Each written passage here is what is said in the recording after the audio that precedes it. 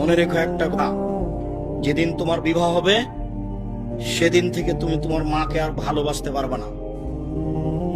যেদিন বউ বাড়িতে আসবে সেদিনই তোমার মাকে আর তুমি ভালোবাসতে পারবে না। পরিস্থিতি তোমার উল্টে যাবে। দিন যত যাবে পরিবেশ তত জটিল হবে। এক সময়ে মনে হবে এই মাটির উপরে সবচেয়ে বড় শত্রু আমার মা। আর তোমার মা যা বলে সবই উল্টা কথা বলে, উল্টা বলে, এ কথাও ঠিক। আর টাকা দিয়েছো তুমি ফল খেতে, টাকাটি তোমার মা তোমার বড় বোনকে দিয়ে পাঠিয়ে দিয়েছে। মা সেদিন যে টাকা দিলাম, ও টাকা খরচ হয়ে গেছে, কি করলেন? টাকা তোর বড় বোনকে দিয়ে দিয়েছি। আরে আমি আপনাকে ফল খেতে দিলাম, টাকা দিলাম ফল খাওয়ার জন্য, আর আপনি টাকা দিয়ে দিলেন মানে? অবাক।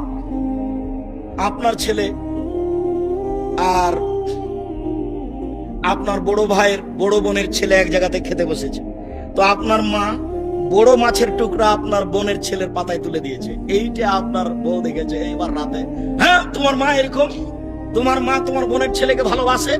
আমি রান্না করলাম কষ্ট করে, বড় মাছের টুকরাটা তোমার বোনের ছেলেকে দিয়ে দিল, আমি এগুলো সহ্য করতে পারি না। কত কি! আপনি সন্ধ্যায় এসে দেখছেন আপনার মা বিছানে পেশাব করেছে, উঠতে পারে না, বিছান গন্ধ করছে। আপনি বলছেন, হ্যাঁ তুমি আমার মায়ের বিছানা পরিষ্কার করনি, আমার মায়ের চাদরটা ধুয়ে দাওনি। তখন আপনার বউ বলছে, তোমার মাকে তুমি দেখো, তোমার মায়ের বিছানা তুমি পুরো পরিষ্কার করো। ওই ঘরে ঢুকলে তোমার মা আমাকে অকথ্য ভাষায় গালি দেয়, আমি তোমার মাকে দেখবো মানে?